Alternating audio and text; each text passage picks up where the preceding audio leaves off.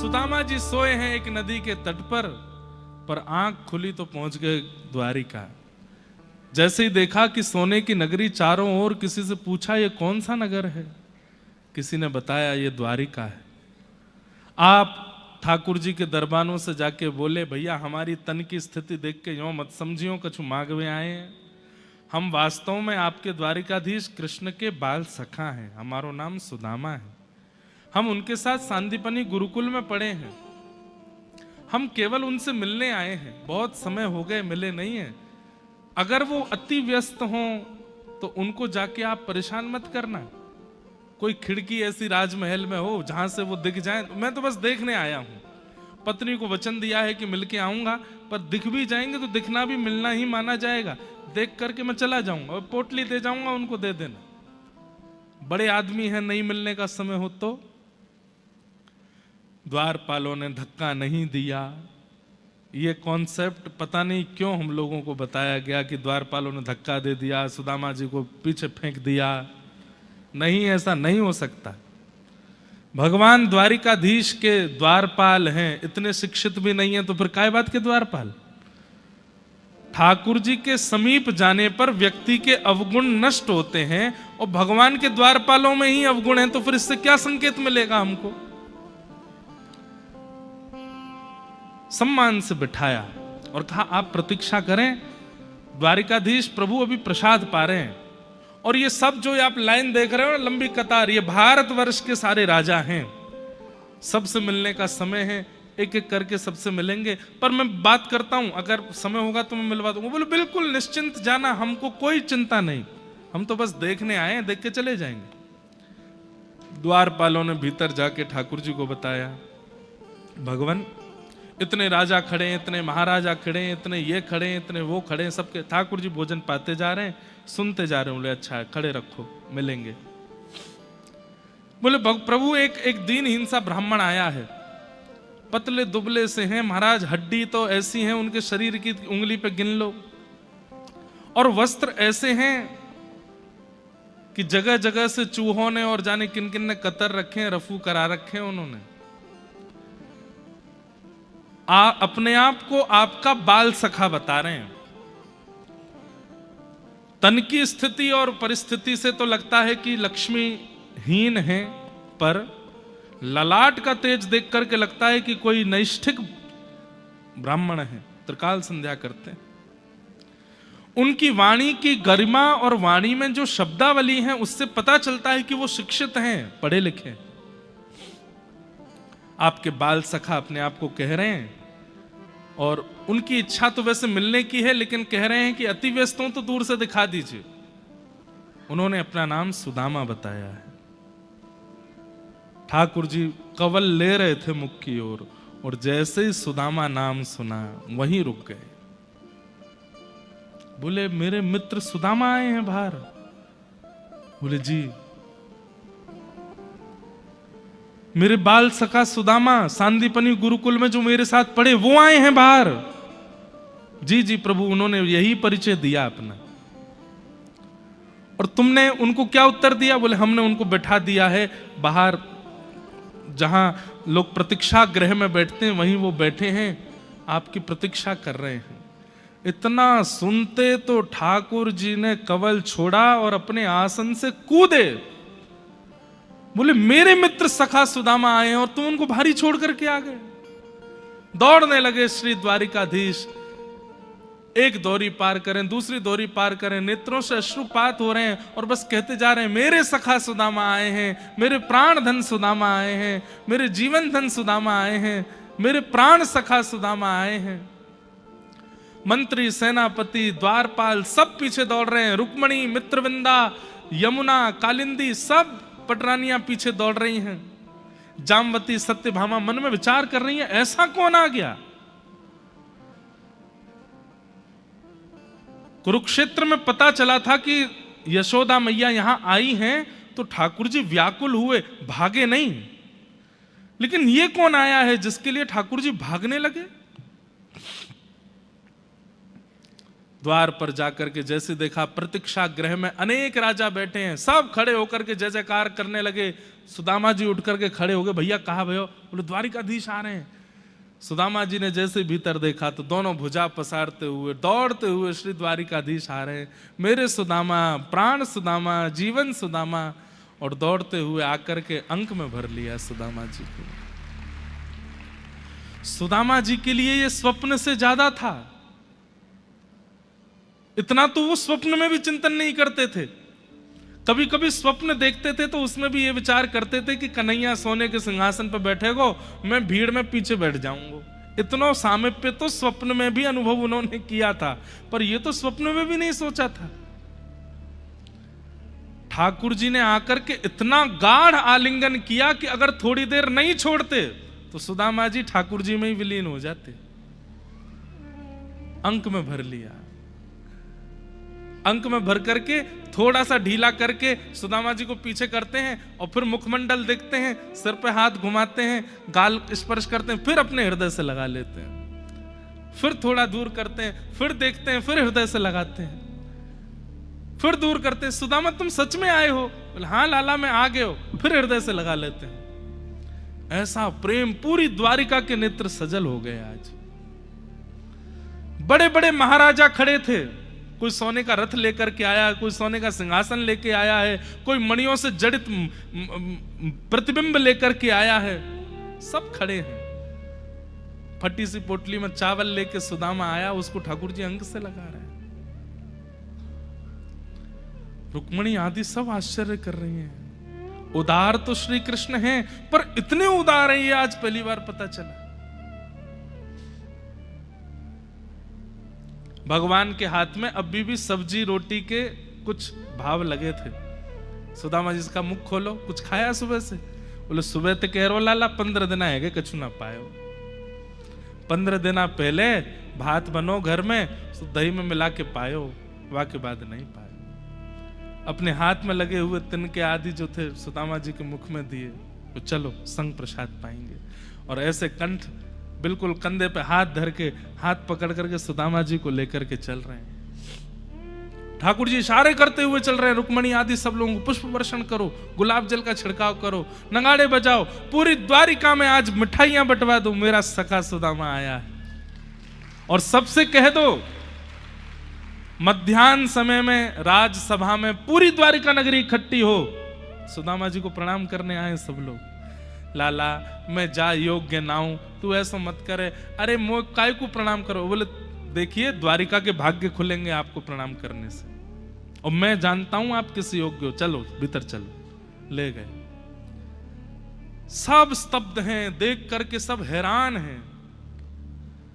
ठाकुर जी लेकर के गए। ठीक है,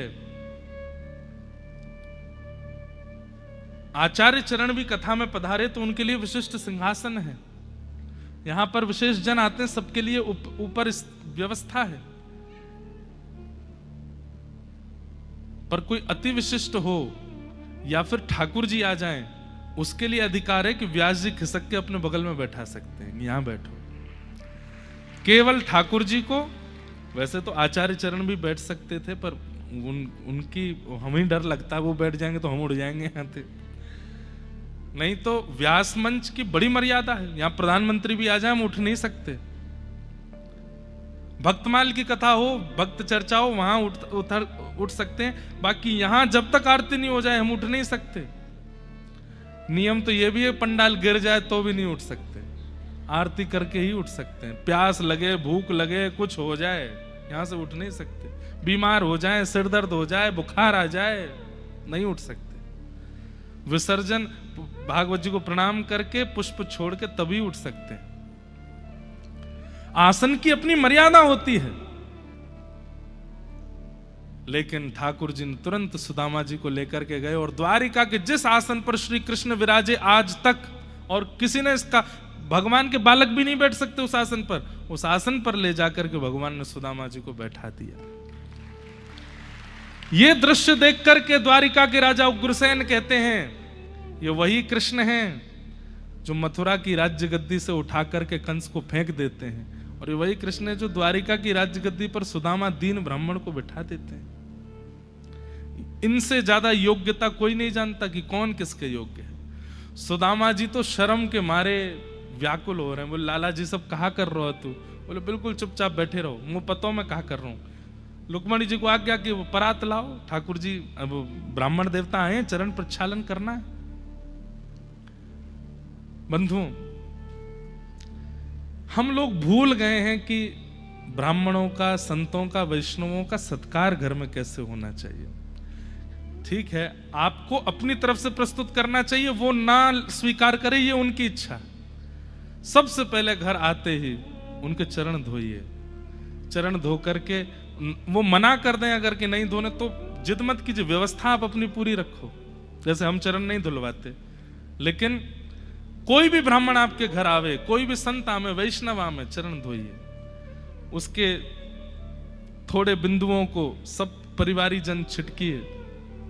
अरे कुछ भी नहीं है, ब्राह्मण तो है, कुछ भी नहीं है, एक विरक्त तो है, कुछ भी नहीं है, वैष्णव तो है, अरे कुछ भी नहीं है, तिलक लगा के ठाकुर जी का स्मरण तो कर रहे हैं, इसलिए पूजनीय वंदन करो, फिर आरती करो, सुंदर चौक पुराओ, माला पहनाओ, और ये विचार करो कि मेरे आराध्य ठाकुर जी ही इनके रूप में आए हैं घर पे। हम आपको एक बात बता रहे हैं, कई बार ऐसा होता है कि मान लीजिए कोई बहलूपिया आया आपके घर, वो है नहीं अंदर से वैष्णव, बस आ गया। कई बार आपका विश्वास, आपका सत्कार और आपके द्वारा की गई जो प्रतिक्रिया होती है, वो प्रतिक्रिया उसको बाध्य कर देती है सुधरने पर। और ऐसा पढ़ा गया आपके दक्षिण भारत में हुए कृष्ण करणामृत ग्रंथ के रचयिता श्री विल्लु मंगल जी। विल्लु मंगल जी की कथा आती है कि वो नेत्रों को वश में नहीं रख पाते थे, सुंदरता दिखी नहीं पीछे। तभी एक सरोवर के तट पर विल्लु मंगल जी बैठे थे और एक अभी नवविवाहित कन्या, नवविवाहित थी, जल भरने आई और उसके रूप माधुरी को देख करके विल्लु मंगल जी इतने मोहित हो गए, कितनी सुंदर है। उसके पीछे पीछे चलने लगे और वो तो घबरा गई बेचारी, दौड़ी अपने घर के लिए, तो विल्लु मंगल जी भी दौड़े। घर के भीतर आकर के पति से कहा, बोले मेरी रक्षा करो, क्या हो गया? बोले बाहर एक व्यक्ति खड़ा है तो साधु का भेष, पर विचार अच्छे नहीं है, मेरे पीछे पड़ा है। पति ने जब बाहर देखा तो तिलक है, स्वरूप है, पटका डाला है, आदि आदि जो भी भेष वैष्णव का है। पति ने कहा अगर ये सच्चे वैष्णव होंगे तो ये सुधर जाएंगे, और अगर केवल आडंबर होगा तो फिर बिगड़ने से तो कोई रोक नहीं सकता। पति ने कहा चौक पुराओ और अंदर से माला आदि लेके आओ, आरती तैयार करके लाओ। द्वार खोला, विल्लु मंगल जी का स्वागत किया। पत्नी बोली कैसे पति हो तुम? वो मेरे पीछे पड़े थे, तुम उनका स्वागत करवा रहे हो। बोले जैसा कहूं वैसा करो, आरती करो, नजर उतारो, चरण धो, चरण जल लेकर के खुद पिया, उनको पिलाया। ये सब देख करके विल्लु मंगल जी को मन में आ तो रहा था कि मैं रूप माधुरी देख करके पीछे पड़ा हूं और ये मेरा इतना सत्कार कर रहे हैं। आसन लगाया, बैठिए, प्रसादी पाइए। थाल लेकर के आए, प्रसादी बनाने लगे। अभी तक भी इतनी चेतना नहीं जगी थी चित्त में। प्रसाद पाने के बाद विल्लु मंगल जी बोले मेरी तो शयन करने की इच्छा है और मैं आपके घर पे ही शयन करूंगा। पतिदेव बोले आइए हमारे कक्ष में सोइए, आप सो जाओ। जाते जाते बोले आपको कुछ आवश्यकता तो नहीं? बोले हाँ, एक गिलास जल लेकर के आओ, पर आपकी पत्नी लावे। पति बोला ठीक है। बाहर निकल के पत्नी से बोले सुनो, जाओ जल। बोले तुम कैसे हो? वो हमारे घर में घुस गए, सब कुछ अब कक्ष में बुला रहे हैं, आप कह रहे हो जाओ। बोले सुनो, श्रृंगार करके और जाना। पत्नी सुंदर थी लेकिन और श्रृंगार किया। पति ने कहा करो तो मैं हूं ना यहाँ पे। और जैसे ही भीतर जल लेकर के गई, विल्लु मंगल जी ने जैसे ही उसको देखा तो वो पहले से ही सुंदर, लेकिन और श्रृंगार करके आई तो और सुंदर लग रही थी। ये देख करके नेत्र बंद हो गए और मन में विचार करने लगे। मैं पीछे भागा, एक बार भी पलक नहीं झपकी, भोजन भी पा रहा हूं, कौन सी सब्जी खाई, दाल खाई, मुझे याद नहीं है, केवल इसकी रूप माधुरी को देखता रहा। इनके घर में आ गया, कक्ष में आ गया, अब भी मेरा व्यवहार नहीं बदला, और मैंने जल मंगाया तो ये और श्रृंगार करके मेरे सन्मुख आ गई। इतनी व्याकुलता, इतनी तत्परता, इतनी तड़फ और इतनी बेचैनी अगर श्री राघव से मिलने की होती तो आज राम जी भी ऐसा ही श्रृंगार करके मेरे सामने आते, मुझे दर्शन देते, कन्हैया मेरे सामने आ जाते।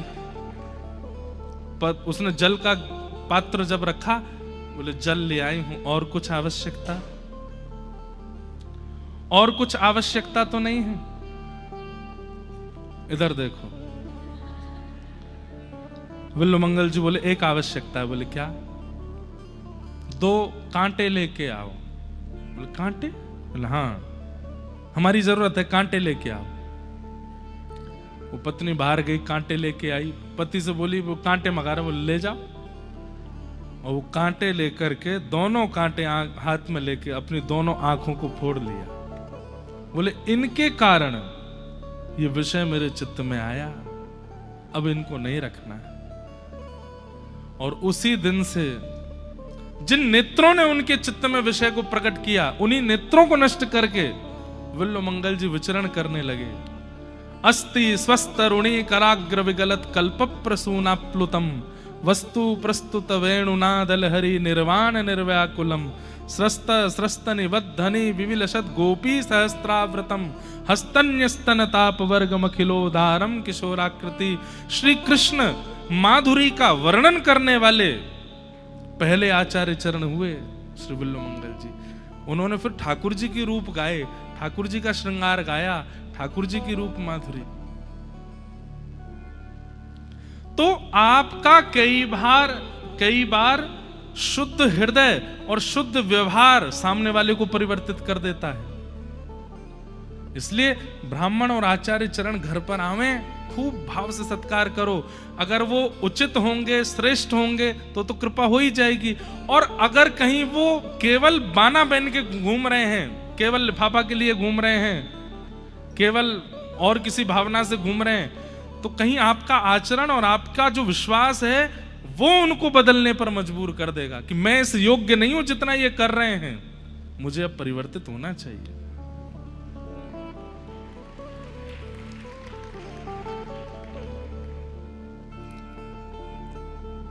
सीता जी का हृदय पवित्र है, इसलिए इतने महीने, इतने साल रहने के बाद भी रावण स्पर्श नहीं कर पाया।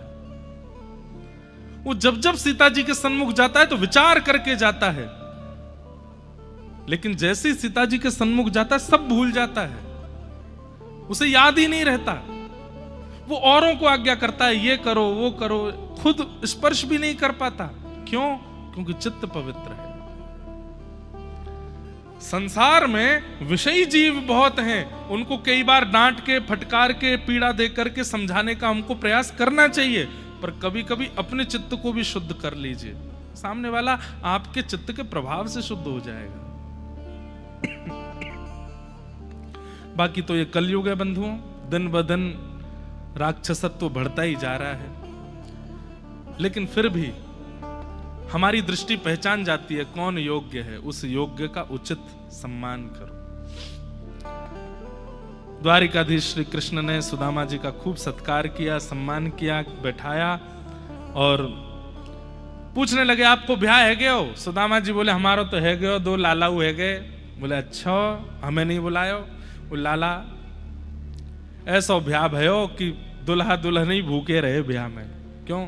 सब रो प्रसादी जो है काय बराती खा गए, हमें मिलो ही नहीं। 3 दिन बाद फिर भिक्षा आई तब पायो। हम मेरी छोड़ लाला, तेने ब्याह कर लियो? ठाकुर जी तो 16 साल के ही लगते हैं ना, वो 100 साल की उम्र में भी 16 वर्ष के ही थे। ठाकुर जी बोले हाँ हमारा भी हो ही गया। बोले ना ना लाला, मैंने सुनी है तेरा ब्याह है। कौन? तो भाभी ते तो मिलवा दे। बोले भाभी से मिलना है आपको? बोले हाँ। पक्का मिलना है? बोले मिलवा दे। बोले रुक जाओ, यहाँ नहीं दूसरी सभा में चलो। ऐसे एक विशाल प्रांगण था, उसमें बैठी 16,108 सिर पर बढ़िया घूंघट करके। अच्छा अच्छा अच्छा, लाला बुला ले भाभी। एक एक करके आ रही हैं। रुक्मणी आई, जामवती आई, सत्यभामा आई, मित्रवृंदा आई, कालिंदी आई, लक्ष्मणा आई, एक एक करके सब जाती जा रही हैं। 500 पत्नियां प्रणाम कर गई। सुदामा जी बोले, लाला इनमें तो भाभी कौन सी?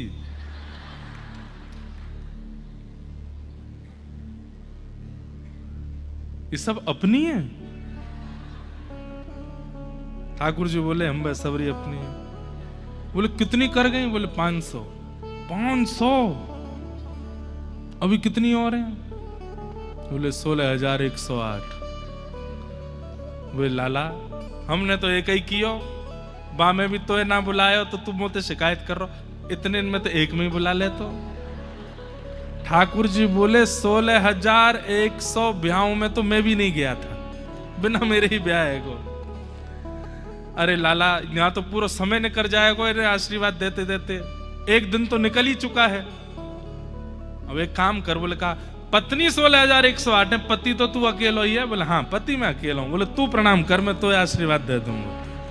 और जैसे ही द्वारिकाधीश ने दंडवत किया है, सुदामा जी दोनों भुजा से आशीष दे रहे हैं। दौड़ करके सुदामा जी ने हृदय से लगाया, खूब आनंद हुआ, खूब उत्सव मने, सब सुख रहा। सुदामा जी लौट करके गए तो भगवान ने पूरी परिस्थिति बदल दी, बड़े बड़े महल खड़े हो गए। सुदामा जी ने अपनी पत्नी से कहा, देवी अब तुम महलों में रहो, क्योंकि महलों में भजन नहीं हो सकता। मैंने एक दिन और कहा था, अध्ययन और भजन ये व्यवस्थाओं में नहीं हो सकते। कोई बहुत व्यवस्थाओं में रहता है, बड़े बड़े घर बनाइए, लेकिन अपने भगवत आराधन का एक सामान्य स्थान, ठाकुर जी का मंदिर खूब भव्य बनाओ, पर जहां आपको बैठना हो वो स्थान बहुत सामान्य होना चाहिए। ठाकुर जी का सिंहासन ऊंचा, ठाकुर जी का सिंहासन विशेष, पर आप जिस पर बैठो वो अति सामान्य होना चाहिए, तभी भजन कर पाओगे। चांदी की चौकी, चांदी के सिंहासन, मखमली गद्दा, उस पर फिर रेशमी क्या बोलते हैं उसको, माला झोली, और उसमें भी असली चंदन की माला, फिर ऐसे टेक वेक लगा करके तब जा करके माला जपने बैठे, सो और जाओगे, माला नहीं होगी। माला कैसे करनी है? पीछे कोई सपोर्ट ना हो, मेरुदंड सीधा हो सके तो कुशा का आसन हो, एक धोती पहन करके ऊपर ना पहन करके सीधे बैठिए, तब के भाव से भजन होता है। बहुत व्यवस्थाओं में भजन नहीं होता। सुदामा जी बोले, देवी तुम रहो यहां, तो हम तो जा रहे हैं। तभी ठाकुर जी प्रकट हो गए। बोले सुदामा जी मेरे बिना अगर उपभोग में रहेंगे तो भजन नहीं बनेगा, लेकिन जिस घर में मैं प्रत्यक्ष विराजमान हूं उस घर में तो आनंद करते हुए भजन किया जा सकता है, इसलिए आप इसको स्वीकार करो, मैं रहूंगा आपके साथ यहां पर। और श्री सुदामा जी ने उसे स्वीकार किया। इस प्रकार भगवान की संपूर्ण लीला। आगे भगवान के यदुवंशियों को श्राप लगा, एक एक करके सब यदुवंशी नष्ट हो गए। दाऊ जी क्षीर सागर में प्रवेश कर गए। भगवान ज्ञान उपदेश करते हुए श्री उद्धव जी महाराज, मैत्र मुनि आदि को कहने लगे कि अब मैं अपने स्वधाम को प्रस्थान करूंगा। तभी उद्धव जी ने कहा कि नाथ आपके प्रस्थान पर, ये पूरा प्रसंग जो अभी हम जल्दी सुना रहे हैं, यही प्रसंग हम 10 अक्टूबर से पूरा सुनाएंगे बद्रीनाथ में, क्योंकि मैं जितनी बार मैंने बद्रीनाथ में कथा की है यही प्रसंग कहा है। इसे उद्धव कृष्ण संवाद कहते हैं, अति सुंदर। इसी के अंतर्गत नवयोगेश्वर संवाद आता है। मतलब किसी व्यक्ति को अगर भक्ति पथ पर ज्ञान की आवश्यकता हो तो इस प्रसंग को जरूर सुने, इतना अद्भुत है। भगवान ने संपूर्ण उपदेश दिया। तत्पश्चात उद्धव जी महाराज ने प्रार्थना की, नाथ आप चले जाएंगे तो हम किसके सहारे रहेंगे। जैसे स्वामी जी बता रहे थे, रामानुजाचार्य जी से सबने पूछा कि आपके बाद हम कैसे रहें। तब आचार्य चरण ने 4 उपदेश किए। उसमें पहला उपदेश क्या था? श्री भाष्य का पाठ करो। किसी ने कहा हम श्री भाष्य नहीं पढ़ पाएंगे, तो फिर आचार्य चरण ने दूसरी बात कही, लोक भक्तों की जो गाथाएं हैं उनको पढ़ो। जैसे मीरा जी का चरित्र है, तुकाराम जी का चरित्र है, गोस्वामी तुलसीदास जी का चरित्र है, भक्तमाल जी का चरित्र है, इनको पढ़ो। बोले इतनी भी योग्यता नहीं हो तो क्या करें? तो तीसरा कारण क्या बताया? तीर्थों में निवास करो, वृंदावन, गोकुल, बरसाना, श्रीरंगम आदि कहीं पर जाके निवास करो, उससे उद्धार होगा। और अगर कोई इतना भी नहीं कर पाए तो क्या करें? बोले भागवतों का संग करो। भागवत किसको कहते हैं? ठाकुर जी के जो हैं उनको भागवत कहते हैं। उनकी सन्निधि ले लो, उनकी सेवा करो, उनका संग करो, उससे उद्धार हो जाएगा, उससे कल्याण हो जाएगा। ठीक वैसे ही ठाकुर जी से जब उद्धव जी ने कहा कि नाथ आप चले जाएंगे तो हम कैसे रहें, तब ठाकुर जी बोले मेरी ओर देखो। देखने लगे, देखते ही देखते ठाकुर जी एक दिव्य ज्योति में परिवर्तित हो गए। 7 बार आकाश में भ्रमण किए और 7 बार भ्रमण करते हुए तिरोधाय प्रविष्टोयम श्रीमद् भागवतार्णवम, वही ज्योति श्रीमद् भागवत के रूप में विराजमान हुई। आप कहेंगे भागवत की रचना तो बाद में हुई, पहले कहां से विराजमान हो गए? चतुश्लोकी भागवत, 4 श्लोकी भागवत पहले ही प्रकट कर चुके हैं ठाकुर जी ब्रह्मा जी को। उसी चतुश्लोकी भागवत में श्री ठाकुर जी विराजमान हुए। फिर उन्हीं चतुश्लोकी का विस्तार वेद व्यास जी ने 18,000 श्लोकों में परिवर्तित किया। इस प्रकार श्रीमद् भागवत जी कौन है? साक्षात श्री कृष्ण है। इनका श्रवण, इनका दर्शन, इनका संस्पर्श, ये श्री कृष्ण का दर्शन, श्रवण और संस्पर्श के समान है। भगवान ने उद्धव जी को कहा तुम बद्रीनाथ में जाके मेरा भजन करो, और उद्धव जी आज भी बद्रीनाथ में विराजमान हैं। बड़े बड़े भजनानंदियों को आज भी दर्शन होता है। अर्जुन को भगवान ने कहा तुम मेरी अष्टपटरानियों को लेकर वृंदावन किशोरी जी के पास चले जाओ। अर्जुन जाने लगे, पर बीच रास्ते में ही ठाकुर जी भेलिया का रूप बना करके आए और सबका हरण करके ले गए, अर्जुन को यह बताने के लिए कि मेरे बिना तेरा गांडीव धनुष भी किसी काम का नहीं है। अर्जुन चाह करके भी रक्षा नहीं कर पाए, सबको ले गए। यहां अर्जुन लौट करके हस्तिनापुर आए, आकर के सबको बताया कि भगवान श्री कृष्ण लीला पूरी करके चले गए हैं। ये सुनते ही कुंती ने उसी समय प्राण त्याग दिए और पांडवों ने स्वर्गारोहण किया, स्वर्ग को चले गए। परीक्षित को राज्य गद्दी पर बिठा गए। परीक्षित राजा के 7 दिन में मरने का श्राप लगा, आज 7वां दिन है। शुकाचार्य जी महाराज परीक्षित से कहते हैं परीक्षित तुमने संपूर्ण कथा सुन ली है, अब बताओ अब क्या होगा? त्वम तु राजन मरिष्येति पशु बुद्धिम इमाम जही, मैं मरूंगा, ये पशु बुद्धि मेरी नष्ट हो चुकी है, मैं नहीं मरूंगा। मैं तो एक नित्य मुक्त शुद्ध आत्मा हूं जो कथा सुनकर के अपने देह से विलग हो चुका हूं। अब ये देह मरेगा, मैं तो भगवत प्राप्ति करूंगा, ठाकुर जी के धाम को जाऊंगा।